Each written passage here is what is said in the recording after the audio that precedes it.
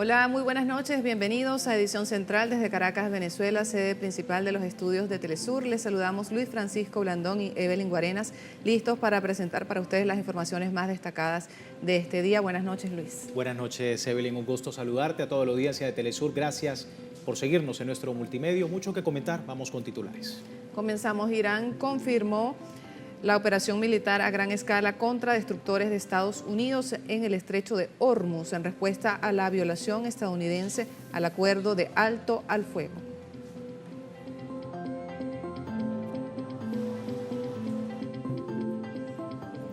La crisis de violencia en Ecuador continúa escalando pese al toque de queda decretado por el gobierno de Daniel Noboa en 9 provincias del país.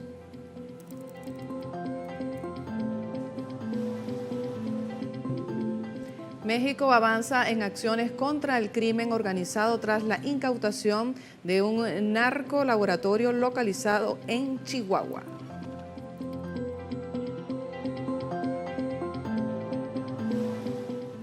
Hoy en Enclave Mediática abordamos la visita al Vaticano del secretario de Estado de Estados Unidos, Marco Rubio, en medio de las disputas y la manifestación en Italia en rechazo a su presencia en el Vaticano. ¿Qué dicen los medios? Vamos a revisar más adelante en Enclave Mediática.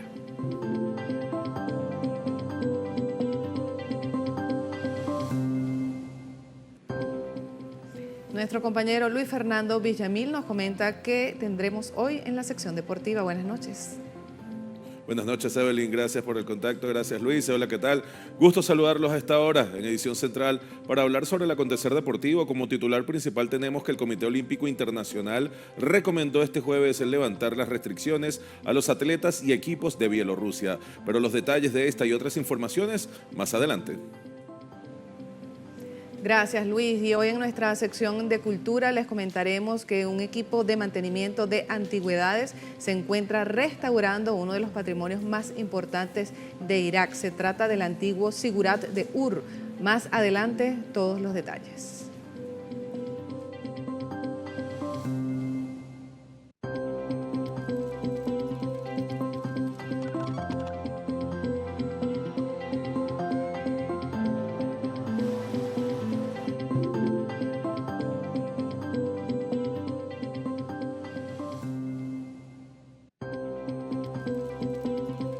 También el adelanto de la noticia, vamos con nuestro compañero Roberto Hugo Presa desde El Salvador. Adelante, Roberto. Gracias, buenas noches. Es un gusto saludarles desde San Salvador. El 3 de este mes, o sea, el 3 de mayo, se conmemora a nivel mundial el Día de la Libertad de Expresión. A propósito de esta fecha, se ha hecho un análisis de cuál es la realidad del periodismo en este país. Gremios periodísticos, tanto nacionales como internacionales, han dicho que en este país hay graves retrocesos en materia de libertad de expresión.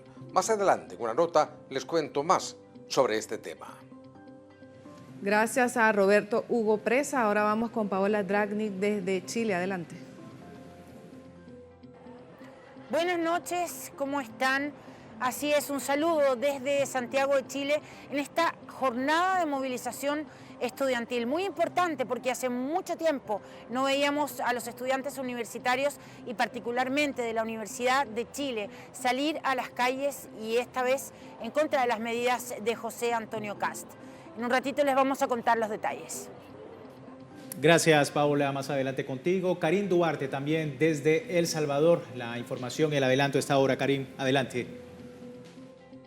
Hola chicos, qué gusto saludarles desde Tegucigalpa, Honduras. Muy importante, se han cumplido 100 días de la administración ilegítima que impuso Donald Trump. Violencia, sobre todo hay también corrupción, pero los detalles se los voy a contar más adelante en la nota que hemos preparado.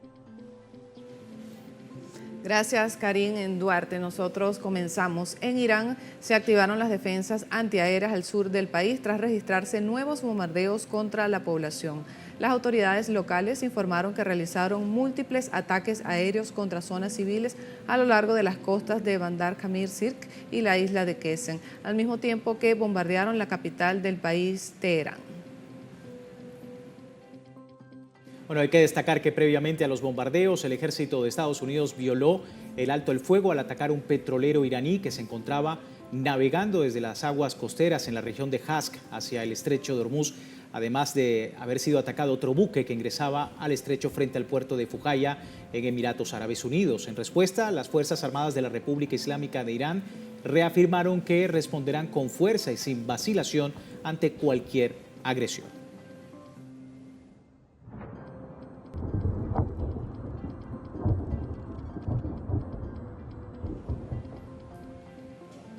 En la misma línea, las Fuerzas Armadas de Irán respondieron de inmediato en una acción recíproca, atacando embarcaciones militares estadounidenses en el este del estrecho de Hormuz y al sur del puerto de Chabahar, causando daños significativos. Asimismo, los ataques imperialistas en coordinación con países de la región agredieron áreas civiles del país.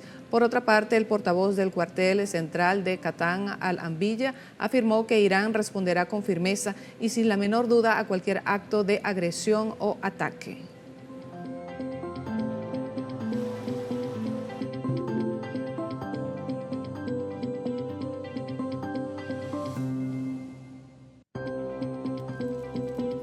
La Fuerza Naval del Cuerpo de Guardianes de la Revolución Islámica de Irán defendió el derecho a la legítima defensa ante los ataques del Frente Imperialista de los Estados Unidos.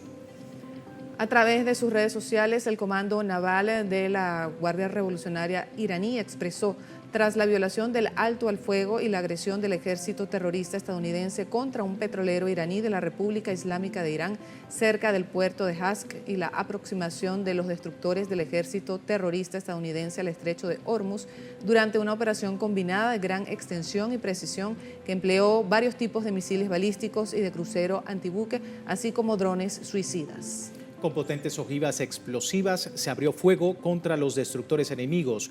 La vigilancia de inteligencia indica que daños significativos al enemigo estadounidense fueron realizados. 3 buques enemigos invasores huyeron rápidamente de la zona del estrecho de Hormuz, dice este comunicado en redes sociales por parte de la Fuerza Naval del Cuerpo de Guardianes de la Revolución Islámica de Irán.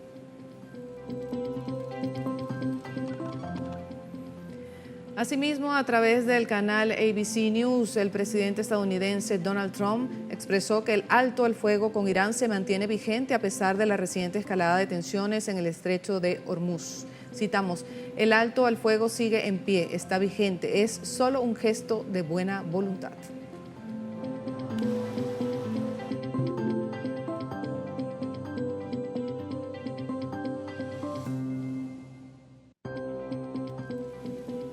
La República Islámica de Irán desmiente las declaraciones de Estados Unidos de un supuesto acuerdo entre Teherán y Washington. El presidente del Parlamento iraní, Mohammad Bagher Khalibaf, calificó de engañosa y falsa la información divulgada por parte de los medios estadounidenses, quienes publican historias de fuentes anónimas. Khalibaf señaló que la operación psicológica de Washington inició tras el fracaso de las últimas incursiones militares, principalmente en el estrecho de Hormuz.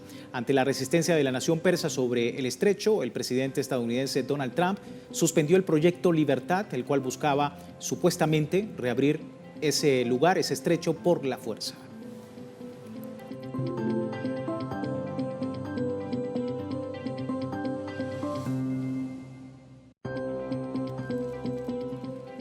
En Irán se desarrolló una multitudinaria marcha donde miles de iraníes juraron lealtad al nuevo líder de la revolución islámica, Mojtaba Khamenei. Los manifestantes portaron banderas nacionales y corearon consignas antiimperialistas contra Estados Unidos e Israel en rechazo a los ataques militares que acabaron con la vida del ayatolá Ali Khamenei, el líder supremo anterior. Los asistentes enfatizaron su compromiso de continuar con el camino de la resistencia, el desarrollo nacional y la soberanía en frente a las injerencias externas.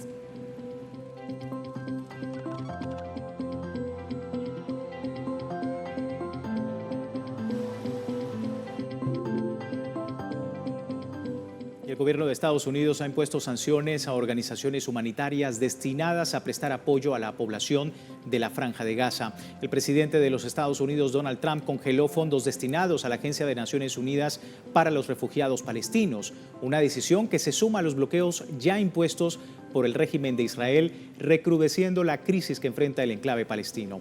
Las políticas de Donald Trump refuerzan los más de 2 años de políticas expansionistas y el asedio que lleva Israel en Gaza y Asia Occidental.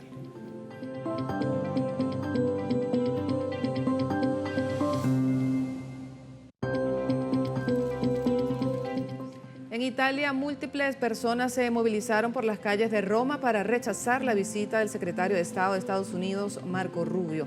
Bajo las consignas "Fuera Rubio de Roma" y "Cuba no está sola", los manifestantes denunciaron la política de sanciones y las amenazas de agresión de Washington contra la isla. Los organizadores señalaron a Rubio como exponente de tendencias belicistas, vinculándolo con el cerco a Cuba, los conflictos en Asia Occidental, la doctrina Monroe en América Latina y el secuestro del presidente venezolano Nicolás Maduro y Cilia Flores. La movilización reafirmó el respaldo al proceso revolucionario cubano frente a la escalada imperialista.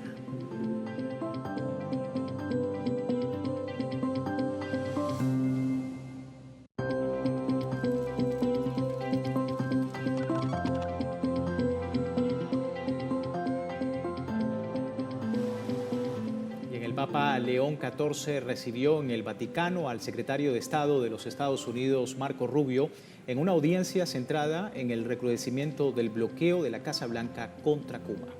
La reunión abordó el impacto de las sanciones que asfixian la economía de la isla. A su vez, la diplomacia vaticana expresó su preocupación por lo que calificó como un bloqueo dentro del bloqueo tras las recientes órdenes ejecutivas de Washington.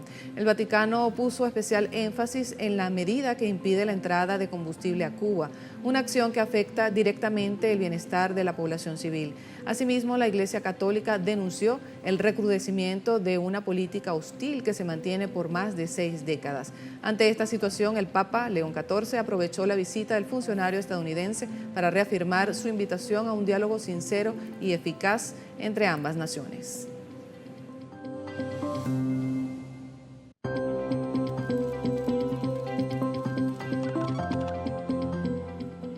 Rusia refuerza sus medidas de seguridad en el ámbito digital, medidas que contradictoriamente son cuestionadas por Europa, donde se ejecuta una guerra comunicacional contra el país. Vamos a ver detalles con nuestra compañera Odette Díaz. Los máximos representantes de Europa acusan al Kremlin de imponer un telón de acero digital sin reconocer la guerra comunicacional a la que es sometida Rusia con la propagación de información falsa e incluso la utilización de redes sociales para captar a ciudadanos rusos en aras de que cometan acciones de sabotaje dentro del territorio nacional. Mientras Rusia redobla su agresión, Europa redobla su apoyo a Ucrania. Y sí, las sanciones están haciendo mella. Tanto es así que los rusos sienten que viven de nuevo tras una cortina de hierro. Esta vez, una cortina de hierro digital. Pero, honorables miembros, si la historia nos enseña algo, es que todos los muros acaban cayendo. Pese a las críticas de Europa a Moscú por buscar vías para frenar las acciones comunicacionales, personalidades del denominado viejo continente e incluso de Estados Unidos denuncian las posturas de sus propios gobiernos. Les hablo desde Moscú porque ya no tengo libertad para hablarles desde Londres. La guerra de información contra Rusia ha llegado a tal punto que defender a Rusia frente a la agresión de la OTAN se considera terrorismo. ¿He difundido información que beneficia a Rusia? Por supuesto, porque la verdad que se le cuenta a la gente de Occidente beneficia a Rusia.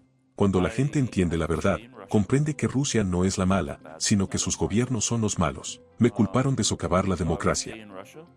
Frente a esta arremetida comunicacional, las autoridades rusas han denunciado el silencio que pretenden imponer a los medios de comunicación e incluso han denunciado la utilización de las redes sociales como vías de reclutamiento de nacionales para perpetrar atentados.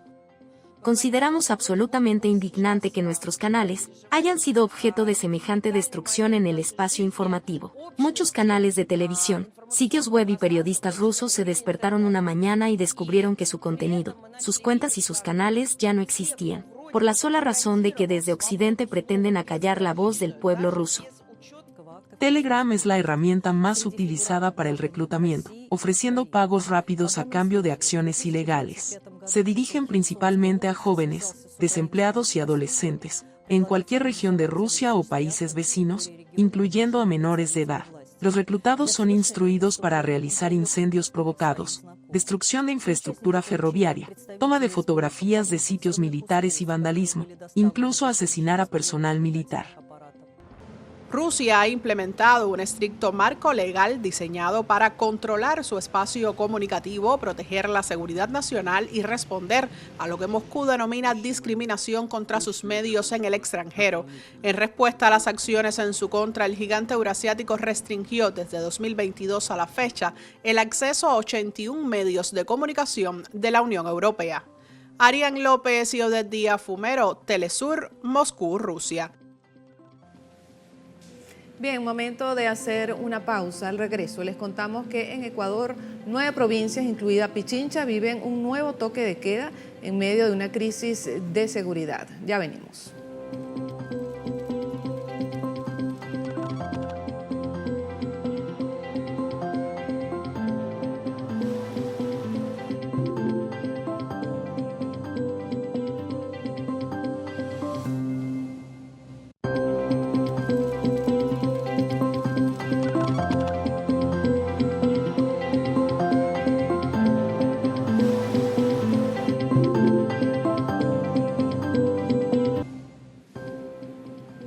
Gracias por seguirnos en Edición Central. Diversas organizaciones políticas y sociales en Perú se concentran frente a la sede del Jurado Nacional Electoral en la ciudad de Lima para denunciar los acontecimientos relacionados a las elecciones generales 2026. Nuestro corresponsal Ramiro Angulo con más detalles nos actualiza. Adelante, Ramiro. Hola Luis Francisco, en efecto nos encontramos acá en los exteriores del Jurado Nacional de Elecciones, en donde un grupo de simpatizantes de Juntos por el Perú, pero también de otras agrupaciones políticas se están congregando para denunciar este fraude que viene señalando, que viene denunciando la extrema derecha en el Perú. Pero para ampliar un poco más esta información nos encontramos con Jorge Espelucín, quien es vocero político del expresidente Castillo, quien nos va a dar su opinión. Jorge, muchas gracias por estar con nosotros. Quería consultarte, Jorge, justamente sobre este tema que comentaba. ¿Qué te parece esta insistencia de la extrema derecha en pedir la anulación de las elecciones presidenciales? Ayer Rafael López Aliaga ha dicho que va a desconocer estos resultados. Bueno, primero que ese comportamiento no es momentáneo. Ese comportamiento tiene una trayectoria histórica por parte de la derecha y el fujimorismo en el Perú. Recordemos el 2021, que se intentó también negar la ciudadanía y el voto popular del Perú profundo. Creo que lo que ha dicho y lo que viene diciendo Rafael López Aliaga sobre la negación de la voluntad popular demuestra en realidad el perfil totalmente racista, negacionista de un sector político en el Perú que ha caído en absoluta decadencia. Nosotros, por nuestra parte, insistiremos en que se respete democráticamente la voluntad popular expresada el 12 de abril, en el que este respaldo mayoritario ha puesto en segunda vuelta a la fórmula política de Pedro Castillo y Roberto Sánchez para competir nuevamente por el gobierno del pueblo. Jorge, hay en marcha un proceso, una estrategia de judicialización de este proceso electoral. ¿Crees que esto va a poner en riesgo estos comicios? No, nosotros tenemos total tranquilidad respecto a cuál es el curso de las argucias jurídicas que está presentando Renovación Popular, incluso utilizando instituciones que no tienen nada que ver en este proceso, como la Municipalidad Metropolitana de Lima. Estamos totalmente seguros que al final el Jurado Nacional de Elecciones, en el plazo correspondiente, tendrá que proclamar el pase a segunda vuelta del compañero Roberto Sánchez, en la medida que, al margen de las actas que el señor Rafael López está impugnando y que ahora casi el 100% ya en su conteo, todas nos dan la razón para estar en segunda vuelta, nosotros también, como equipo técnico, político y legal de Juntos por el Perú, tenemos el testimonio de todas las actas a nivel nacional con las cuales podemos corroborar que ya estamos en segunda vuelta.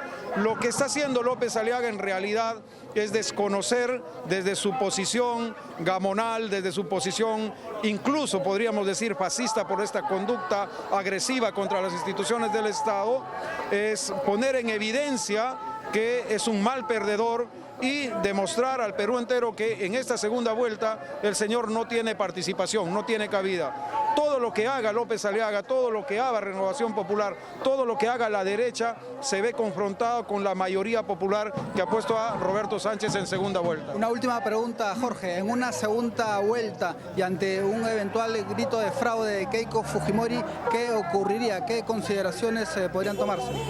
Para el pueblo, la mejor arma es la movilización democrática y popular. Nosotros tenemos total convicción no solamente que vamos a pasar a segunda vuelta, estamos convencidos que vamos a hacer gobierno nuevamente con la dirección del compañero Pedro Castillo, con la presidencia del compañero Roberto Sánchez, y seguramente que el fraudismo 2.0 del 2026 estará encabezado por la señora Keiko Fujimori. Sin embargo, acudiremos al seno del pueblo, a la ciudadanía, a la voluntad de los pueblos originarios del Perú profundo para hacer valer la ciudadanía, la dignidad y el voto popular. Desde nuestra perspectiva, hemos declarado que la democracia se construye con el respeto de todos los sectores populares, de todos los sectores políticos. Sin embargo, el que ha roto el marco democrático en el Perú es el señor Rafael López Aliaga, representante de la ultraderecha, y es la señora Keiko Fujimori que con su silencio está impulsando y avalando la nulidad de las elecciones o las elecciones complementarias en Lima, que era la primera estrategia que habían planteado. Sin embargo, nosotros le respondemos a la derecha de López Aliaga, a la derecha del fujimorismo, que así como hemos derrotado al fujimorismo en 2021, sumando su tercera derrota, en esta vez su cuarta derrota está totalmente garantizada, porque no es el pueblo que responde solo electoralmente, es un pueblo que responde indignado por la pobreza, por la corrupción, por el copamiento del Estado, por el asesinato de sus hijos, por esta cultura de corrupción que ha instalado el fujimorismo hace 35 años en el Perú. Ok, muchas gracias, Jorge. Bueno, compañeros, esta es la información que podemos compartir con la audiencia de Telesur. Vamos a estar al tanto de lo que continúa ocurriendo esta noche para continuar informando. Gracias a nuestro compañero Ramiro Angulo por el detalle de esta información. Nosotros avanzamos. En Ecuador, 9 provincias, incluida Pichincha, viven un nuevo toque de queda en medio de una crisis de seguridad que no da tregua. El gobierno de Daniel Noboa insiste en que la medida es necesaria, pero en las calles la realidad es otra. Nuestra compañera Elena Rodríguez nos trae todos los detalles. Adelante, Elena. Hola, qué gusto saludarte. Saludos también para nuestra audiencia en América Latina y el mundo. Así es, menos horas de trabajo, menos ingresos y las mismas cuentas por pagar. Comerciantes y trabajadores informales aseguran que el nuevo toque de queda golpea directamente su economía. Mientras tanto, la ciudadanía cuestiona que las restricciones nocturnas no se traduzcan en una reducción evidente de la inseguridad. Les hemos preparado un informe. Cae la noche y Ecuador entra otra vez en modo excepción. Con Daniel Noboa en la presidencia, el país ya supera los 800 días bajo esta figura. El último toque de queda rige en 9 provincias, incluida Pichincha y su capital, Quito, con restricción total de movilidad de 23 horas a 5 de la mañana. En las calles, las dudas crecen. Ciudadanos cuestionan su efectividad y comerciantes advierten pérdidas cada vez mayores. A mí se me ha afectado el toque de queda porque antes acá en la 13 de junio se ha cerrado a las 9, 9 y media. Hoy se está cerrando a las 8 de la noche. Entonces son horas que sí se venden, pero ahora lamentablemente nos toca cerrar. Rebeca vende comida en San Antonio, en el norte de Quito. Antes atendía hasta la 1 de la mañana. Hoy, con el toque de queda vigente del 3 al 18 de mayo, tiene que retirarse a más tardar a las 10 de la noche. Porque la noche es nuestra venta ya. Menos horas, menos ingresos y las mismas cuentas por pagar. Uno sufre, uno llora ya, porque como le digo, pues es el pan del día que nosotros nos buscamos diarios. Y póngase en mi venta. Por lo general es una venta que tenemos de 200, 150. Actualmente tenemos una venta de 80, 90 dólares, 70 dólares. La medida presentada por el gobierno como respuesta a la inseguridad que ubica a Ecuador entre los países más violentos de la región no solo golpea a los sectores productivos. Según advierten expertos, tampoco estaría dando resultados. La delincuencia organizada no desaparece, se adapta, cambia de horario, de territorio, de dinámica. Lo que suele ocurrir en este tipo de situaciones es que la gente obviamente se limitan las acciones delincuenciales posiblemente, pueden bajar los índices, pero esos índices y esas acciones delincuenciales simplemente se mudan a otra parte. En el balance del primer día del último toque de queda, las autoridades reportaron 124 detenidos. Sin embargo, la cifra no necesariamente refleja un impacto real en la criminalidad. El 90% de ellas, si no es más, son personas que simplemente violaron el toque de queda, no es que sean personas que están realmente involucradas en algún tipo de crimen o algún tipo de circunstancia de estas características. Desde sectores de oposición, la medida es leída como una cortina de humo frente a problemas de fondo que siguen sin resolverse. El gobierno está acostumbrado a mentirnos. Ha hablado de reducción de la tasa delincuencial de 60% y no hay nada que permita constatar que eso es verdad. Así que yo no les creo que la gente no les cree, creo que el Ecuador necesita que hagamos cosas sinceras, porque si seguimos mintiendo, a la gente la tenemos abandonada. Ecuador cerró 2025 como el año más violento de su historia reciente, con más de 9.000 homicidios. Y en el primer trimestre de 2026 ya se superan los 2.000 asesinatos. Las cifras no solo no mejoran, marcan una tendencia que se agrava. Mientras tanto, más de la mitad del país sigue encerrándose por las noches, pero la violencia, dicen en estas calles, sigue intacta.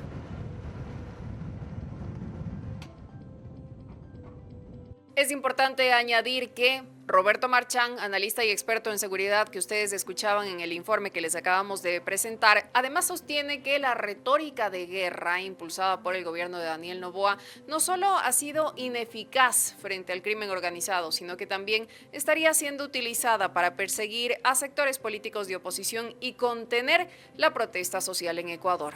Hasta aquí el informe. Gracias a nuestra compañera Elena Rodríguez. Haremos seguimiento a este tema tan delicado como los estados de excepción. Avanzamos. Sin duda, así es. Avanzamos. Vamos ahora a información en Venezuela. Más de 6 millones de personas han participado en el Plan Masivo de Formación Popular para garantizar el modelo de autogobierno comunal impulsado por el Estado venezolano. Desde Caracas, nuestra compañera Michelle Ramírez nos cuenta más detalles. Las comunas de todo el territorio venezolano se mantienen en formación popular constante para profundizar el modelo de autogobierno popular, tal como en esta comuna del centro de Caracas. Estamos dando una formación con respecto a la bombona. Entonces cada quien empieza a opinar. Entonces cuando viene a ver una clase, valga la categoría clase, que era para 45 minutos normal, se convierte en 2 horas, 3 horas, porque entonces todo el mundo comienza a opinar. Y como no es una cuestión magistral, sino son participativas casi toda la formación, entonces una cosa tan sencilla como la bombona se convierte en 3 horas, 2 horas y media, hora y media. ¿Por qué? Porque necesitamos que la gente se empodere, que la gente participe y que la gente también opine. Pues no se trata de que el profesor o los profesores son los que saben, no se trata de intercambio de saberes. En la sala de autogobierno, los voceros de la comuna revisan los planos y agendas para priorizar los problemas a resolver. Una democracia directa, porque donde está el pueblo organizado es una democracia directa, para mí. No, somos 9 consejos comunales y todos los días tenemos que estar debatiendo y planificando el rol de lo que nosotros queremos para nuestro territorio. El comandante Hugo Chávez fue el pilar fundamental en la formación de los comuneros. El mayor maestro, nuestro presidente, Hugo Rafael Chávez Frías. Yo digo que él era el mejor mentor que pudo tener en nuestro país. Y nos enseñó mucho, pero muchísimas cosas. Y desde ahí nosotros hemos partido con cada ideología de lo que nos ha dejado. El gobierno venezolano impulsó este plan de formación masiva en planificación popular para crear consensos nacionales en áreas claves como servicios públicos y economía. Se han venido generando los procesos de formación masiva en planificación popular. Son parte de las dinámicas de la Escuela Venezolana de Planificación, donde adicionalmente se cuentan con los distintos diplomados, especializaciones, maestrías vinculadas a esta temática, que es la planificación popular para el desarrollo de la democracia directa y para el desarrollo del Plan de la Patria. El día de hoy, las La jornada es sumamente importante, estamos acumulando 6.267.000 participantes como cifra acumulada, solamente el día de hoy 15.000 personas están participando directamente. La defensa, por supuesto, del pueblo de Venezuela en la construcción de la democracia directa. Esa es la trascendencia de la jornada que se está planteando el día de hoy, las herramientas, los procesos, las dinámicas que tenemos dentro del desarrollo de la planificación popular, precisamente para construir la conciencia social que nos identifica como república. De esta manera, en Fusión Popular, los venezolanos avanzan en la construcción del verdadero Estado comunal, uno de los principales objetivos de la Revolución Bolivariana. En la cámara de Gustavo Flores, Michelle Ramírez, desde Caracas, Venezuela, para Telesur.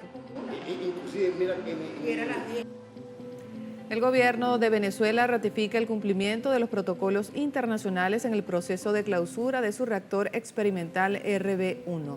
El canciller de Venezuela, Iván Gil, a través de su red social Telegram, señaló: el gobierno de la República Bolivariana de Venezuela informa que el reactor experimental RB1 del Instituto Venezolano de Investigaciones Científicas IBIC, concebido por el doctor Humberto Fernández Morán, finalizó su ciclo operativo en 1991. Posteriormente, en 1997, junto con el Organismo Internacional de Energía Atómica, se decidió su clausura definitiva, iniciándose operaciones de retirada parcial del combustible nuclear gastado y de custodia técnica del material restante, conforme a los protocolos internacionales de seguridad aplicables. El canciller finalizó mencionando: todas las actividades se desarrollaron conforme a los más altos estándares internacionales de seguridad física, protección radiológica, transporte y control de material nuclear, desempeño reconocido expresamente por los equipos técnicos participantes. Con esta operación, la República Bolivariana de Venezuela reafirma su compromiso histórico con la ciencia para la paz, la protección de la población, la cooperación internacional responsable y el cumplimiento de sus obligaciones derivadas del Tratado Tlatelolco sobre la no proliferación de las armas nucleares y del Acuerdo de Salvaguardias suscrito con el Organismo Internacional de Energía Atómica.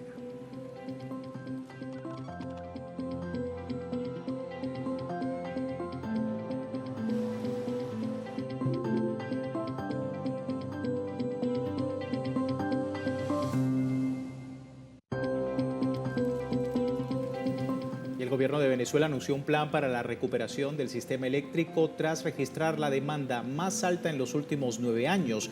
A través de un comunicado, el gobierno de Venezuela destacó lo siguiente: se informa al pueblo venezolano que hoy, 7 de mayo de 2026, hemos alcanzado en el país un hito en la demanda eléctrica que alcanzó la cifra récord de 15.579 megavatios, siendo la más alta en los últimos 9 años. Este registro supera los récords de casi una década, producto de las altas temperaturas que continúan y el crecimiento económico que mantiene su impulso. Ante esta situación, el gobierno bolivariano, a través de sus equipos técnicos, se mantiene desplegado ejecutando maniobras de estabilización y protección del sistema eléctrico nacional para garantizar el equilibrio del servicio. Se activa un plan de supervisión con las autoridades y órganos competentes para hacer cumplir esta disposición. Finalmente, es necesario señalar que las sanciones internacionales han golpeado al sistema eléctrico nacional, coadyuvando a las dificultades en su recuperación plena.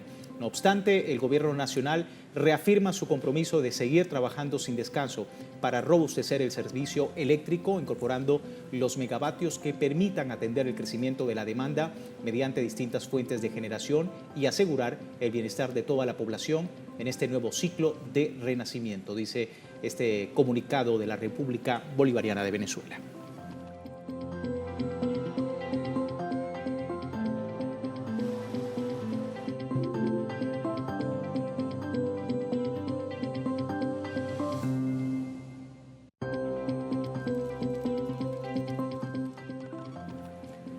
La Central Obrera de Bolivia ratifica el paro nacional indefinido, convocando nuevas movilizaciones en varias ciudades del país. El grupo sindical señala que las movilizaciones van a continuar hasta que el gobierno de Rodrigo Paz presente respuestas concretas a las demandas de los sectores. Las movilizaciones reúnen a una diversidad de organizaciones sociales y sindicales de las 20 provincias del Estado plurinacional, así como grupos de indígenas en Beni y Pando.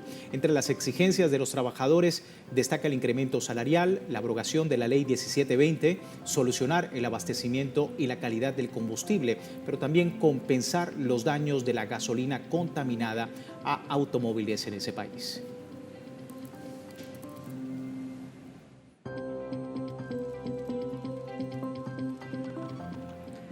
La Cámara de Diputados de Bolivia discute la abrogación de la Ley 1720 de conversión de tierras, la cual ha generado rechazo en los departamentos de Beni y Pando. Los manifestantes exigen la eliminación de la norma, indicando que vulnera sus derechos territoriales, además de poner en riesgo la seguridad jurídica de las comunidades. Algunos diputados señalan que escuchar los reclamos de los sectores movilizados evitará una mayor convulsión social.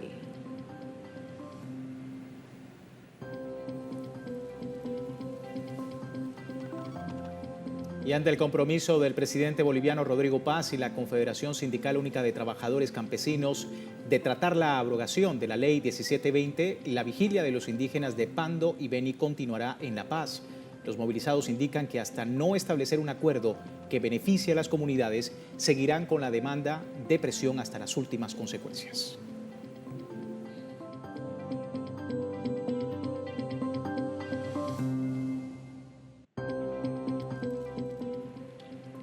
Recientemente, los indígenas y campesinos de Pando y Beni rechazaron el acuerdo alcanzado entre el gobierno y otros sectores sociales. Por lo tanto, intentaron regresar a la Plaza Murillo antes de ser detenidos por la policía.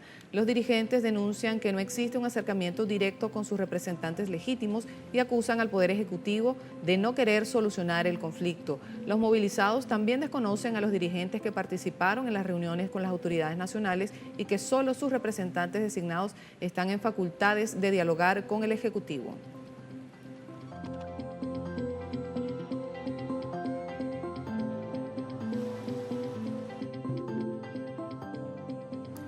Bueno, durante la jornada fueron liberados 13 dirigentes de la Central Obrera Boliviana que se encontraban detenidos desde el pasado miércoles. Previamente, los trabajadores bolivianos se habían instalado frente a la Fuerza Especial de Lucha contra el Crimen, exigiendo la liberación de sus líderes arrestados tras la toma del Ministerio de Trabajo en protesta por un 20% de aumento al salario mínimo, mejores pensiones y estabilidad económica.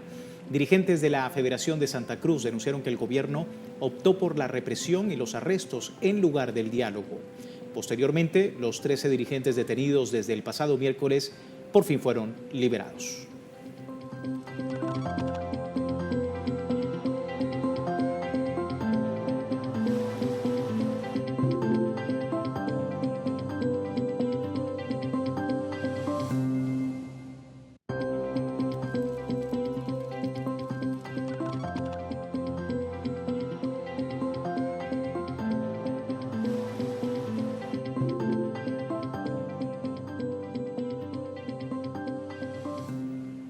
Nos vamos a Chile. El sindicalismo advierte graves consecuencias de las nuevas medidas laborales de José Antonio Kast. Nuestra corresponsal, Paola Dragni, nos tiene todos los detalles. Adelante, Paola, estamos contigo.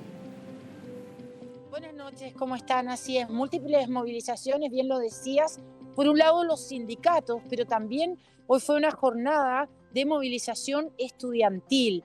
Se está prendiendo la calle, podríamos decirlo de alguna manera u otra. Los sindicatos, por un lado, advierten que parte de las medidas que se están tomando en materia laboral perjudican a las y los trabajadores en varios aspectos. Como por ejemplo, el respeto de las 42 horas semanales laborales. Y en materia educacional, estudiantil, pues esta vez fue el turno de las y los estudiantes universitarios, y particularmente de la Universidad de Chile, que hace muchos años no se articulaban con el nivel de organización que vimos hoy. Salieron a la calle porque también advierten que este recorte fiscal que afecta al 3% del presupuesto va en relación directa con la educación. Veamos una nota que hemos preparado particularmente en esta movilización estudiantil. Los estudiantes de la Universidad de Chile se reagrupan. La profunda crisis de organización estudiantil que duró años parece llegar a su fin. Son las medidas de recortes del gobierno de José Antonio Kast las que hoy los movilizan con más fuerza que nunca. El movimiento estudiantil no es en vano, logra cosas y por esa misma razón es importante movilizarnos y no ser indiferentes ante lo que sucede y en particular entre lo que nos afecta a nosotros. Y que abarca distintos aspectos que van desde el acceso hasta la calidad. Existe un amplio sector de la sociedad que depende del programa de alimentación escolar para el acceso a alimentación diaria. A mí por lo menos la que más me ha impactado y me da más pena es la reducción de la gratuidad como un tope de edad, porque va a afectar particularmente hacia las mujeres. Y se organizan con una precisión y coordinación que hace tiempo no se veía en las calles. La importancia de salir en este momento yo creo que es vital, porque hay que entender de que como movimiento estudiantil no nos podemos quedar callados ante las distintas medidas que se han tomado, sobre todo en torno a la educación. Parece mentira, pero fue la gestión de la entonces dirigente estudiantil, hoy diputada, la Frente Amplista Emilia Schneider, la que en pleno estallido social del 2019 sepultó la histórica Federación Estudiantil de una de las casas de estudios más importantes del país. Por eso, esta marcha es crucial. A mí me parece terrible que, por ejemplo, se hayan reducido en un 3% toda la plata destinada hacia todos los ministerios excepto de seguridad. Hay que entender de que nosotros como estudiantes tenemos un rol activo en cuanto al funcionamiento del país, no solamente ahora, sino que también a futuro.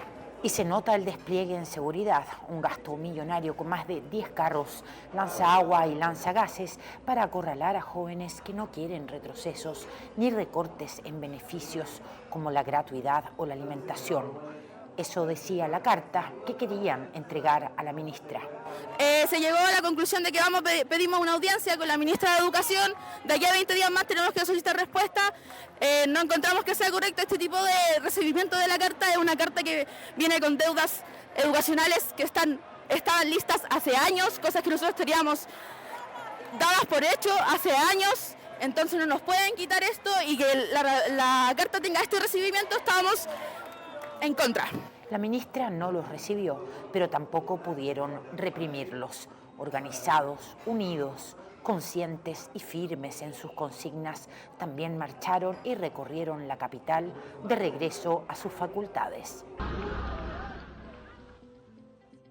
Estamos hablando de un recorte, por ejemplo, que podría afectar a el derecho a la gratuidad para los mayores de 35 años. Y lo decía una de las estudiantes, esto afecta mayormente a las mujeres, porque en la crianza muchas mujeres chilenas retrasan su acceso a la educación y esta gratuidad venía a devolver una deuda histórica con las mujeres chilenas, porque hay que recordar que solamente el 30% de las mujeres chilenas está incorporada, por ejemplo, al mundo laboral.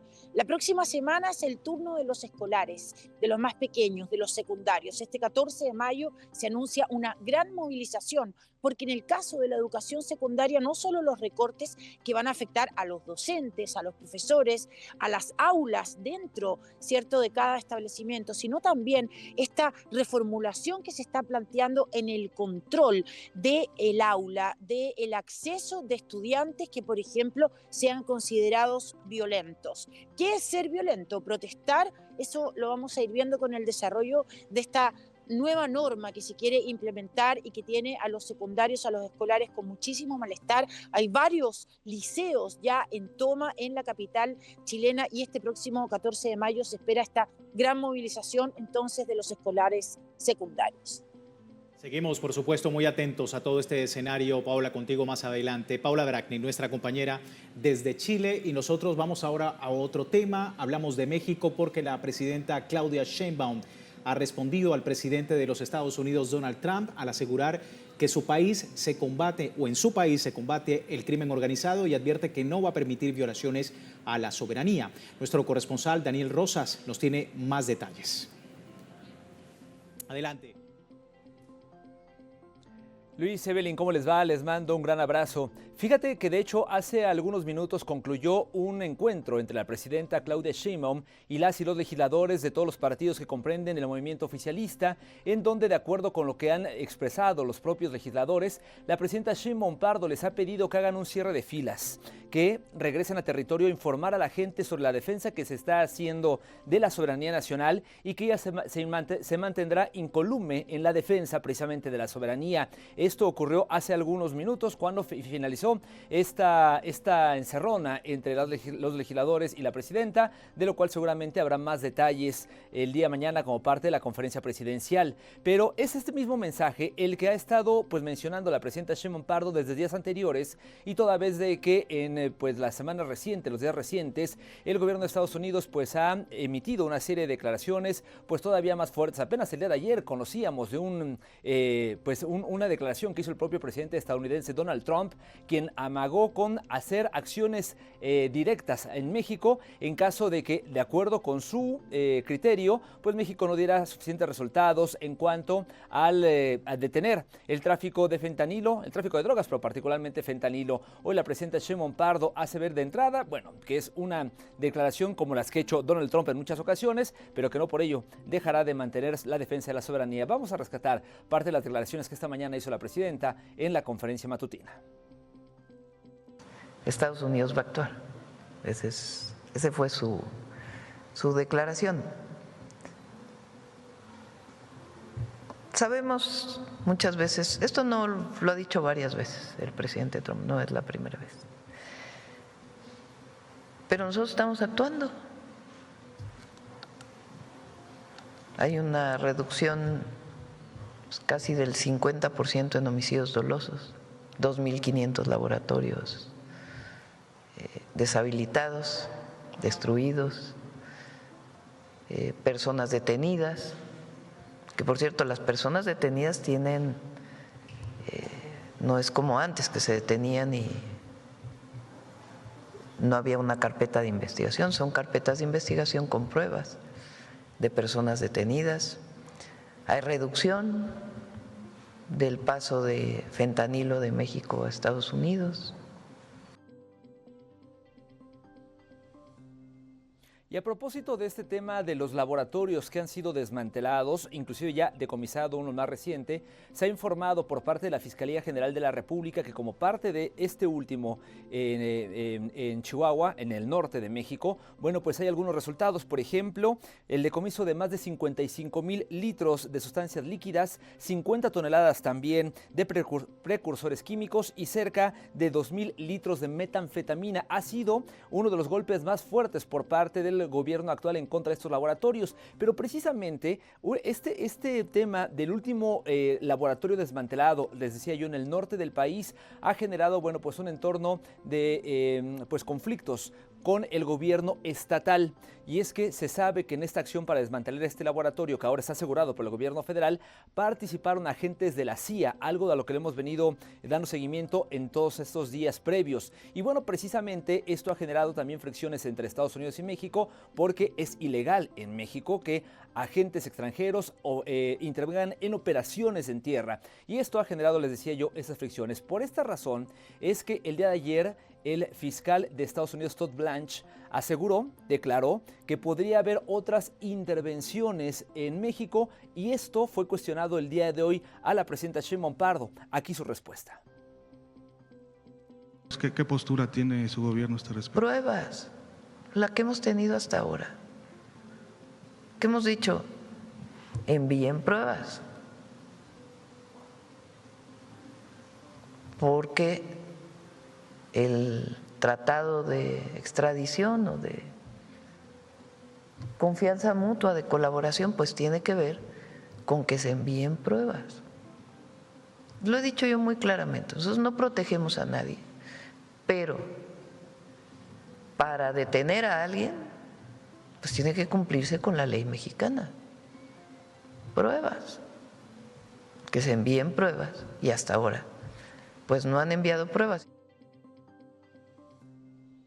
Y es que como parte precisamente de la embestida por parte de Estados Unidos, se ha hablado de, por un lado, acusar a gobernadores en activo. Bueno, ahora de un gobernador con licencia, Rubén Rocha, quien ha pedido licencia para que pueda precisamente investigarse de una manera neutral su caso, luego de que Estados Unidos le señaló de tener vínculos con el crimen organizado, con el narcotráfico, de haber apoyado particularmente a un grupo criminal. Y por el otro lado, les decía yo, el caso de Chihuahua, en donde pues agentes estadounidenses han intervenido en estas operaciones. Así que este panorama, Evelyn, Luis, es el que ha tensado recientemente las relaciones, y por lo pronto ahí la declaración de la presidenta Sheinbaum Pardo, por un lado, sosteniendo que hay que defender la soberanía, verdad, justicia y soberanía, es lo que ha dicho la presidenta Sheinbaum Pardo. Y por el otro lado, hoy les decía, se reúne con los legisladores, con las legisladoras, para que como representantes del pueblo vayan e informen a la gente precisamente de esta defensa que se está haciendo de la soberanía nacional. Por lo pronto, es lo que está ocurriendo aquí en México y seguiremos muy atentos de este tema, que seguramente dará todavía de qué hablar en las próximas horas, los próximos días. Luis Evelyn.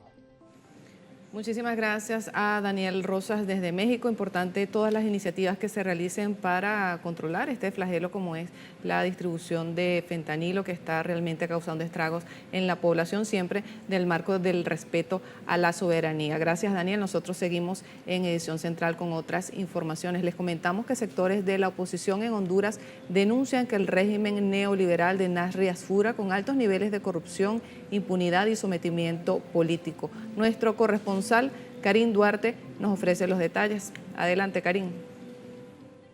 Hola, qué gusto saludarles de nuevo. Es así, es que se han cumplido 100 días de la administración ilegítima y es por eso que los analistas dicen que regresó el Estado neoliberal que tanto ha afectado a la población hondureña y que ha beneficiado a la clase política. Hemos preparado el siguiente reportaje para que lo veamos. A 100 días de la administración ilegítima de Nasri Asfura, organizaciones sociales y analistas cuestionan la falta de resultados concretos frente al aumento de la canasta básica, los constantes incrementos a los combustibles y las tarifas energéticas que continúan golpeando a la población hondureña. Para el pueblo hondureño esto tiene un sabor agridulce, amargo, porque son 100 días que no se ha observado ninguna decisión, sino que golpes. Un golpe que le acaban de dar, que cada 15 días ahora le van a cobrar la factura eléctrica. Un golpe porque no se tomaron ninguna medidas para subsidiar los combustibles. Un golpe porque subió la canasta básica. Un golpe porque hubieron despidos injustificados de trabajadores. Un golpe porque el aumento del salario mínimo fue muy, pero muy pequeño. El Centro de Estudio para la Democracia, CESPAD, advirtió que el gobierno mantiene un modelo que favorece la desigualdad, la concentración del poder y los intereses de grupos empresariales, además de denunciar la ausencia de una ruta clara contra la corrupción y el debilitamiento institucional del Estado. En este momento lo que se está es formulando una nueva política anticorrupción en el país, pero vemos que realmente es una política en la cual no se están considerando un aspecto clave que ha sido demanda de la ciudadanía desde el 2015, que tiene que ver con desmontar todo este andamiaje de la macrocorrupción que ha marcado el país durante un buen periodo, ¿no?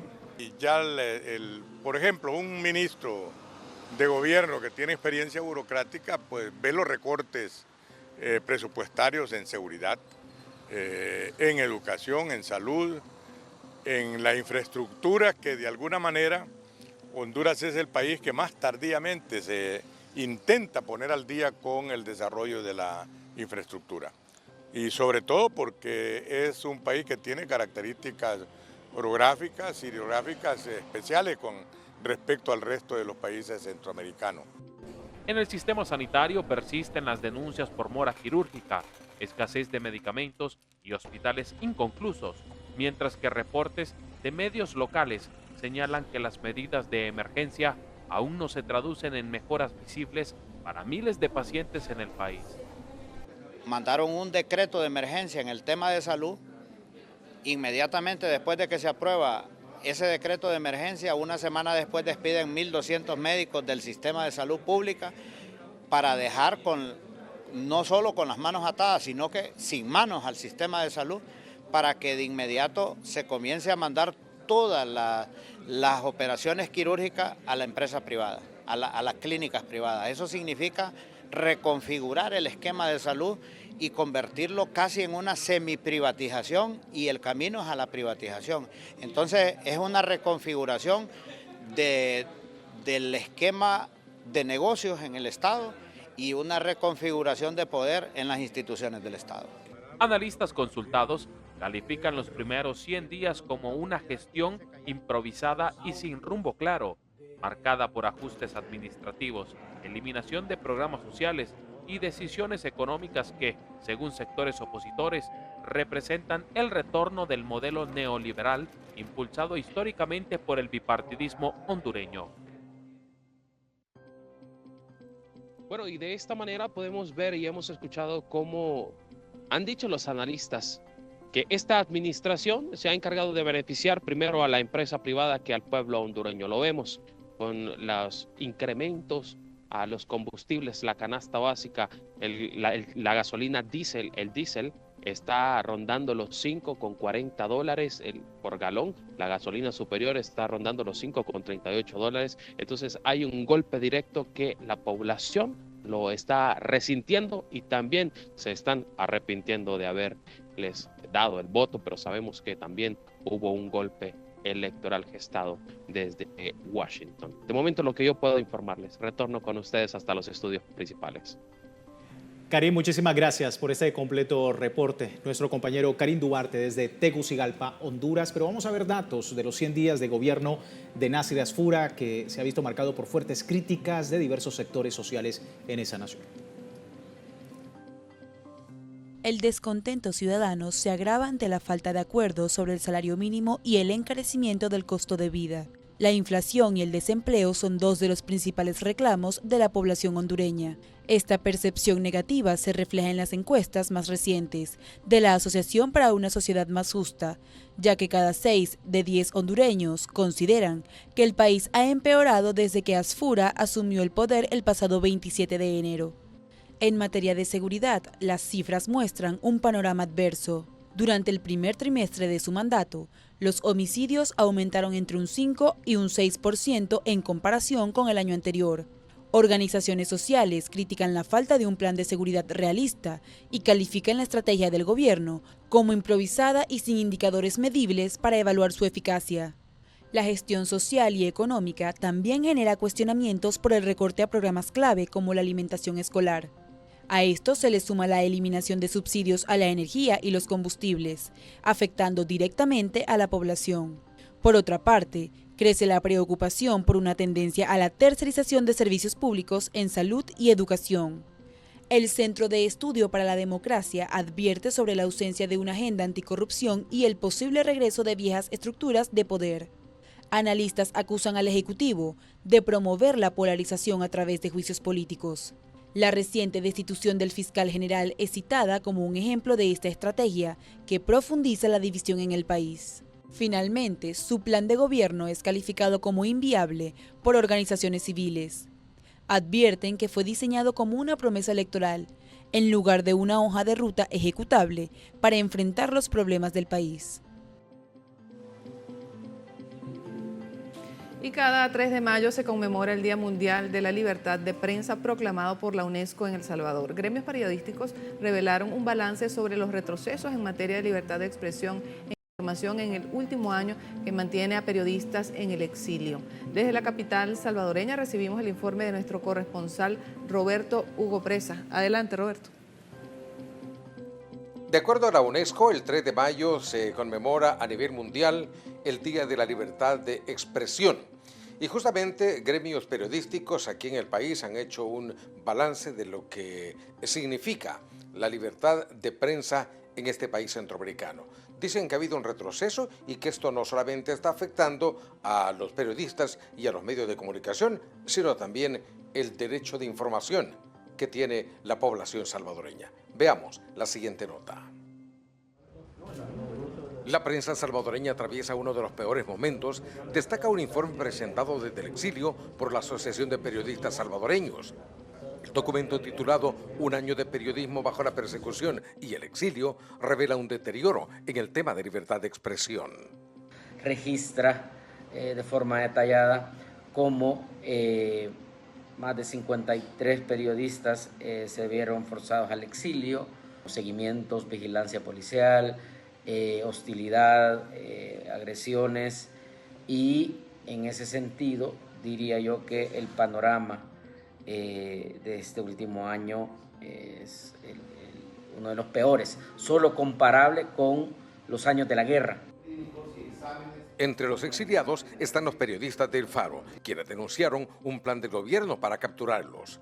A un año de su exilio, este jueves, en una conferencia virtual, denunciaron una nueva escalada de ataques que incluyen la intervención de bienes personales de socios fundadores. Los ataques contra el Faro han sido por todas las vías posibles. Ha sido por la vía de la asfixia económica, ha sido por la vía legal, ha sido por la vía de provocar, digamos, temor, de amenazas, por la vía de seguimiento, de espionaje. Ahora tenemos toda una redacción en el exilio. Según denuncian los comunicadores, la persecución, amenazas, acoso digital, ahogamiento económico y exilio de periodistas ha impactado en el cierre de varios medios tradicionales. El cierre de espacios importantes de expresión y de información de la gente. El hecho que solo exista ya un periódico impreso que compite con un órgano de difusión de la propaganda gubernamental, que es Diario El Salvador. El abandono de los medios comunitarios. En El Salvador la problemática de violación de la libertad de expresión tiene señales alarmantes, como en pocos países quizás en la región. ¿Quién tiene libertad de expresión? Francisco Gómez relata que la radio informativa en la que trabajaba, surgida de los acuerdos de paz, se vio obligada a cerrar y ahora impulsa su proyecto digital. Sin embargo, advierte que mantenerse activo en sus plataformas es una odisea. Hoy sí tenemos ataques muy personales, amenazas también que se está recibiendo de parte de los famosos troles, pero sí, la economía es lo que sigue atentando contra la independencia y nos dicen, es que ustedes están en contra del gobierno, si hablaran en bien del presidente, les fuera mejor. Los comunicadores sostienen que los efectos de la libertad de expresión no solamente afectan a la prensa, sino también a la población, que se autocensura por temor a represalias.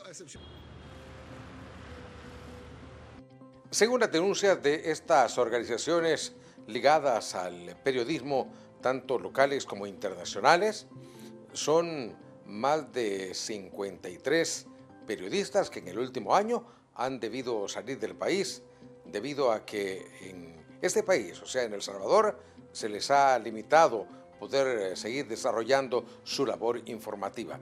Sin embargo, el gobierno dice que aquí hay libertad de expresión y ponen como ejemplo, y muchas veces lo han dicho en conferencias de prensa, que hoy en día ningún periodista está preso.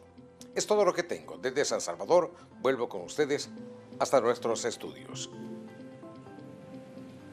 Bien, gracias a nuestro compañero de labores Roberto Hugo Presa desde El Salvador. Vamos ahora a otro escenario. El presidente de Brasil, Luis Inácio Lula da Silva, defendió durante el encuentro con el presidente Donald Trump el diálogo sobre la confrontación para abordar temas de soberanía, migración y crisis globales. José Leveña, desde Washington, con más información.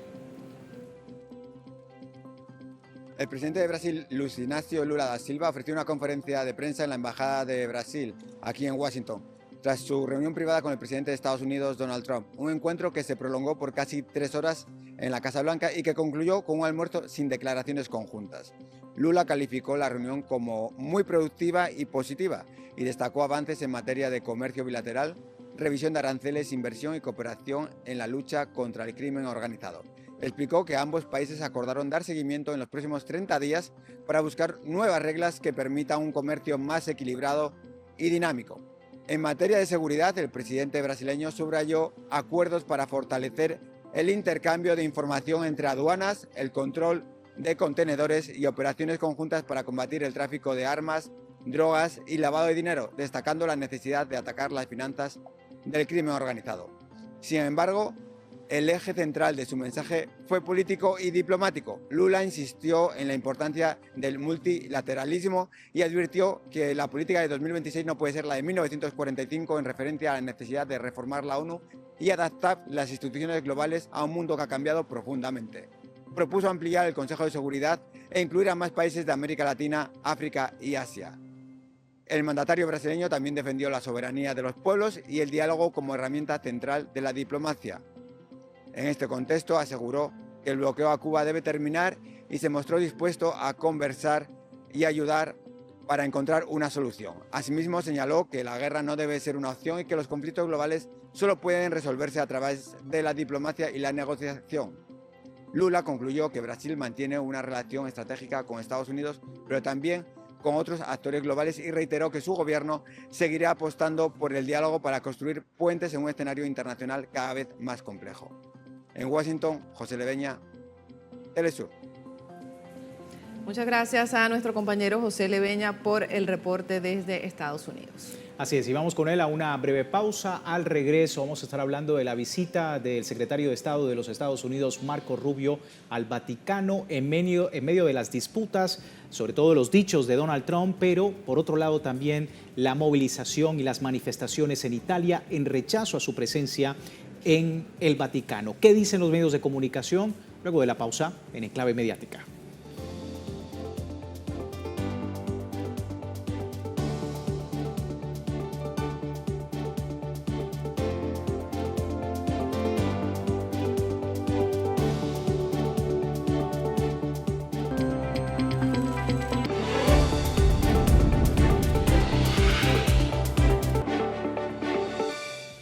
Gracias por seguirnos en Edición Central, hablando en Enclave Mediática de la visita que ha hecho el secretario de Estado de los Estados Unidos, Marco Rubio, al Vaticano para abordar el conflicto en Asia Occidental, pero tras la reciente disputa también entre el Papa León XIV y el presidente de los Estados Unidos, Donald Trump. Veamos.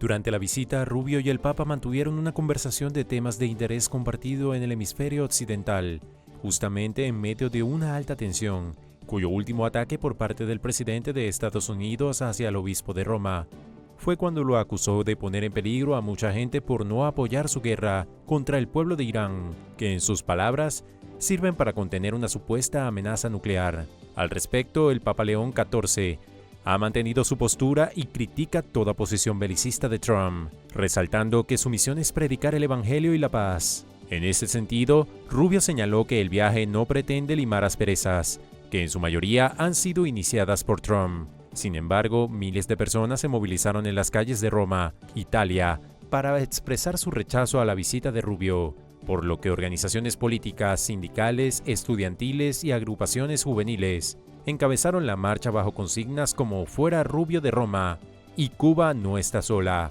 De esta manera es como los manifestantes denunciaron la presencia del jefe de la diplomacia estadounidense como una señal de política grave que pretende imponer injerencia y presión sobre las naciones. Asimismo, varias organizaciones tildaron a Rubio como un exponente de tendencias belicistas y reaccionarias, relacionando la gestión de Trump no solo con las políticas de sanciones contra Cuba, sino su respaldo a conflictos en Asia Occidental. La presencia de Rubio en suelo italiano evidencia las grietas en la relación diplomática con la Santa Sede y, a su vez, resalta que la agenda belicista y de sanciones de la administración Trump no tiene cabida en una comunidad internacional que clama por la paz y el respeto a la autodeterminación de los pueblos, que ya no acepta las imposiciones de Washington.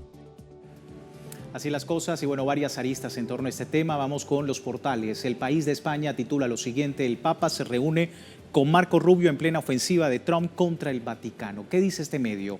Pues señala que tras el encuentro con el Papa, Rubio se ha reunido con el secretario de Estado del Vaticano, Pietro Parolin, con quien dialogó sobre cooperación mutua y algunos asuntos internacionales urgentes.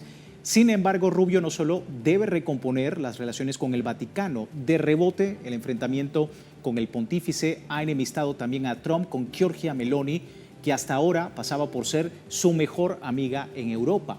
La primera ministra italiana, ante un complejo dilema de lealtades con mucho coste electoral, hay que decir, salió a defender al Papa el mes pasado. Esto, unido a su condena del ataque a Irán, derivó a los 2 días en un sorprendente ataque de Donald Trump, que se dijo decepcionado con ella. Ahí precisamente otra arista política muy importante en torno a esta visita. Pero continuamos con el diario Deutsche Welle de Alemania, que titula lo siguiente: Rubio viaja a Roma para reencauzar relación con el Papa. Y este medio resalta que durante una rueda de prensa en la Casa Blanca, Rubio negó que el viaje a Italia esté motivado a los enfrentamientos entre el Papa León XIV y Trump, recordando que el sumo pontífice calificó de inaceptable la amenaza del presidente de los Estados Unidos de acabar con toda una civilización en su guerra contra Irán, a lo que el mandatario respondió llamándole débil y pésimo en política exterior. También reseñó que el encargado de reconducir la relación con la Santa Sede es Rubio y no el vicepresidente J.D. Vance, la figura católica de mayor rango de la administración, quien también criticó al Papa al decir que debe centrarse en la teología y no en la política. Otra contrariedad precisamente en el Ejecutivo de Estados Unidos. Vamos a cerrar con nuestra multiplataforma www.telesurtv.net, que comparte este titular. Papa León XIV abordó bloqueo estadounidense a Cuba en audiencia con Marco Rubio. Señala nuestro multimedio que durante la visita de Rubio en Roma, la Santa Sede ha reiterado su preocupación por el bloqueo dentro del bloqueo que asfixia la economía cubana tras las recientes órdenes ejecutivas de Washington. La diplomacia vaticana puso especial énfasis en la orden ejecutiva firmada el pasado 29 de enero por el presidente Donald Trump, la cual impide la entrada de combustible a Cuba. El diario italiano Avvenire destacó el papel crucial de la Iglesia como mediadora, señalando que la isla se encuentra privada de energía debido a estas medidas, una realidad que Washington niega oficialmente, y ante esto el Papa León XIV aprovechó la visita del funcionario estadounidense para reafirmar su invitación a un diálogo sincero y eficaz entre ambas naciones vecinas.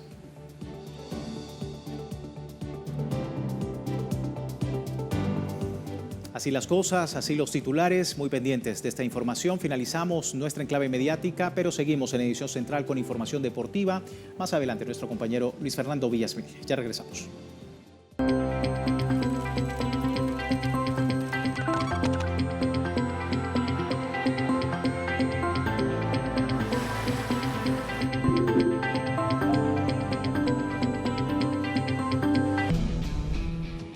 Buenas noches, damas y caballeros, bienvenidos a nuestro segmento deportivo. Comenzamos con el Comité Olímpico Internacional, que recomendó este jueves levantar restricciones a los atletas y equipos de Bielorrusia.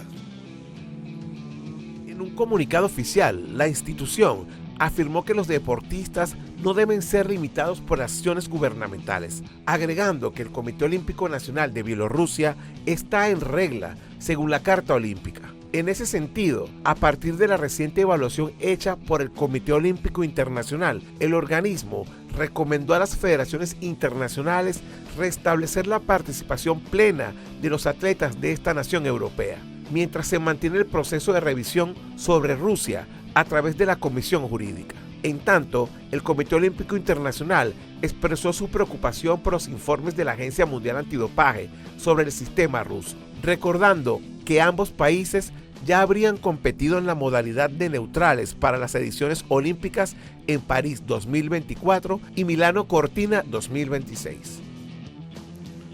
Continuamos con la Vuelta Femenina a España. La neerlandesa Misha Bredewold dominó la quinta etapa disputada entre León y Astorga sobre 119.6 kilómetros. La pedalista del Team World Pro Time se impuso con autoridad en una jornada de transición hacia la montaña asturiana que terminó con doblete del conjunto neerlandés cuando Lotte Kopecky, segunda en meta, controló el sprint final y permitió la victoria de su compañera Bredewold, quien cruzó la meta con un tiempo de 2 horas, 54 minutos y 7 segundos. Completó el podio de la jornada la italiana Letizia Postenoster. De esta manera, gracias a las bonificaciones, Kopecky reforzó su liderato en la general. La sexta etapa se disputará este viernes entre Gijón-Sixón y Los Prares sobre 106.5 kilómetros.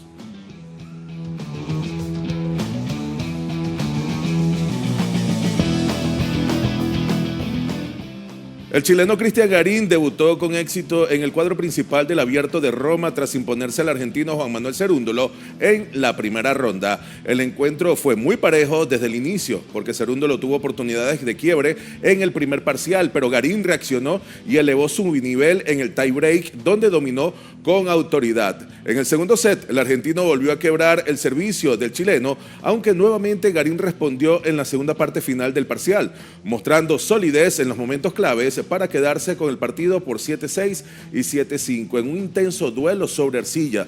Así que su próximo compromiso es ante el español Alejandro Davidovich Fokina.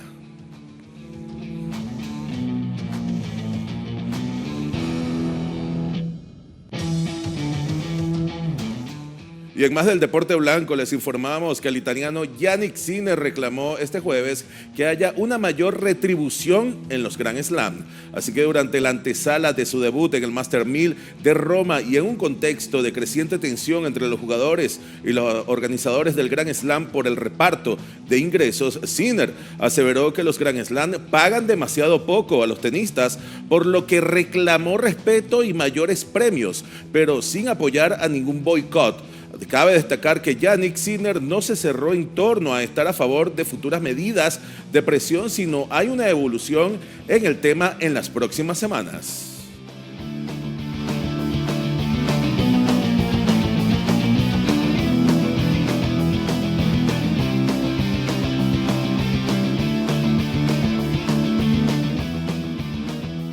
Y Venezuela dirá presente en el baloncesto 3x3 masculino de los venideros Juegos Olímpicos de la Juventud Dakar 2026. Así que por tercera justa olímpica de forma consecutiva estará compitiendo la delegación masculina en el baloncesto 3x3 en la cuarta edición de unos Juegos Olímpicos de la Juventud que serán en Dakar, Senegal, en una disciplina que verá acción del 6 al 9 de noviembre. Las otras participaciones del elenco vinotinto fueron en Naquín 2014 y Buenos Aires 2018. Otros seleccionados que estarán compitiendo en el 3x3 masculino serán los de Argentina, Puerto Rico, Alemania, Argelia, Costa de Marfil, Islas Salomón, Letonia, Lituania, Mongolia, Senegal y Singapur.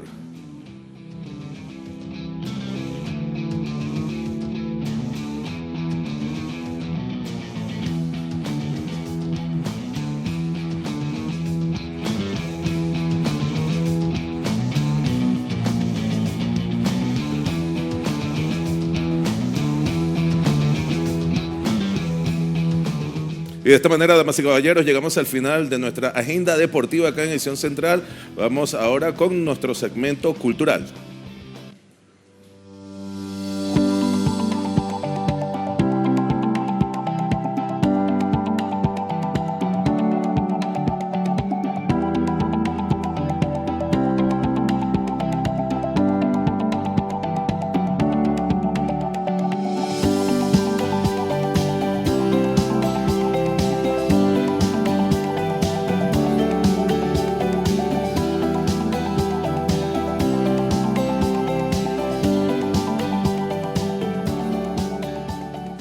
Bienvenidos a nuestra sección de Cultura en Edición Central. Comenzamos. Las autoridades de Irak comenzaron a restaurar el antiguo Zigurat de Ur, uno de los patrimonios más importantes de este país. Veamos cómo avanzan estos trabajos.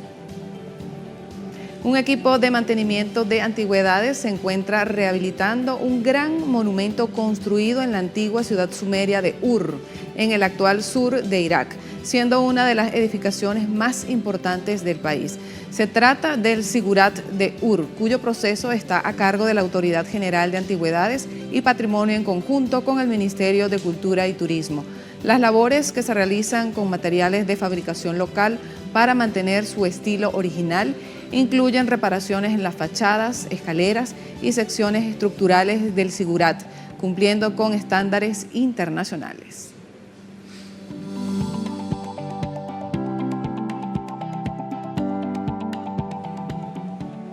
Nos vamos ahora a la ciudad de Holguín, Cuba. Los ciudadanos se preparan para disfrutar del cierre de la edición número 33 del Festival de las Romerías de Mayo, con un concierto del músico Isaac Delgado y su agrupación. Durante 7 días, la cita cultural reunió no solo artistas intelectuales y jóvenes de distintas provincias de la mayor de las Antillas, sino también de diversas partes del mundo. Nuestro compañero Jordanis Rodríguez nos tiene los detalles. Un gusto saludarles. Les cuento que la ciudad cubana de Holguín vive este jueves el cierre de la edición 33 de las Romerías de Mayo, una de las citas culturales más importantes del oriente cubano y símbolo de la creación artística joven en la isla.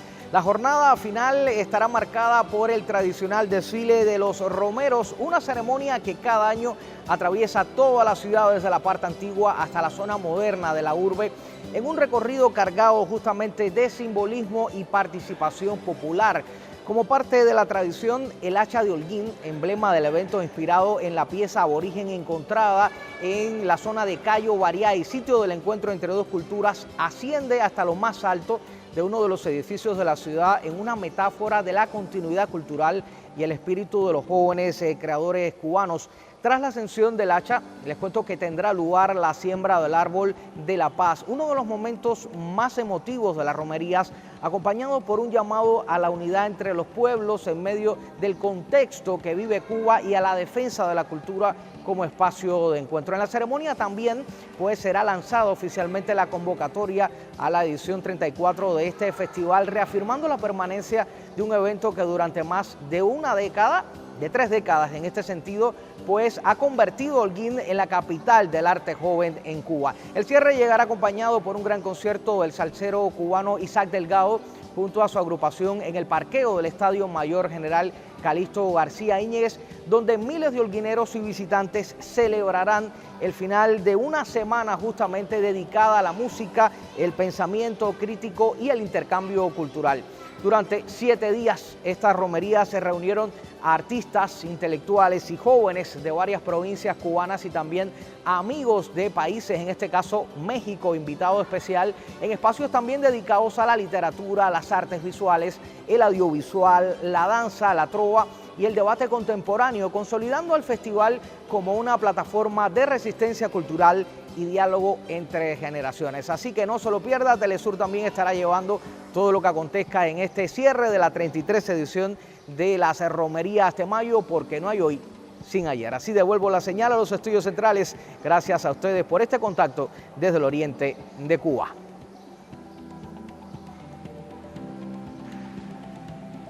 Así es, muchas gracias a nuestro compañero Jordanis Rodríguez. Vamos ahora hasta Venezuela. Este sábado, en las vísperas de celebrarse el Día Nacional del Artista Plástico, se inaugurará la exposición Armando Reverón, una mirada tropical. En la sala 8 del Museo de Arte Contemporáneo de Caracas, Armando Reverón, el MACAR, ubicado en Parque Central, la exposición en honor al genio de Macuto presenta una selección de 43 lienzos que consagran al maestro de la luz como precursor del arte pobre y pionero del arte conceptual en el siglo XX. Este recorrido iconográfico coincide con la celebración del Día Nacional del Artista Plástico en 10 de mayo, fecha establecida en 1983 para conmemorar el natalicio de Reverón y reconocer su legado integral como pintor, escultor y precursor del performance en Venezuela.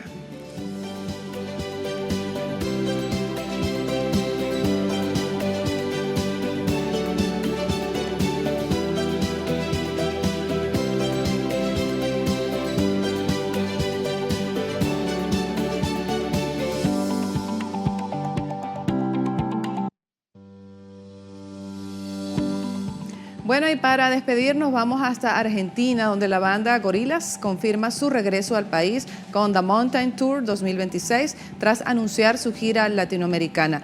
La banda virtual, liderada por Damon Albarn, se presentará marcando uno de los hitos musicales del año. La agrupación subirá al escenario el 26 de noviembre en el Playón de Mario Alberto Kempes de Córdoba, como parte de su gira por la nación, que incluye también su participación en la tercera edición Primavera Sound los días 28 y 29 de noviembre. Esta gira promociona su 9º álbum, el cual destaca por colaboraciones argentinas con Bizarrap y Trueno, marcando el regreso de la banda a Latinoamérica tras la cancelación de sus fechas en 2025 por dificultades logísticas.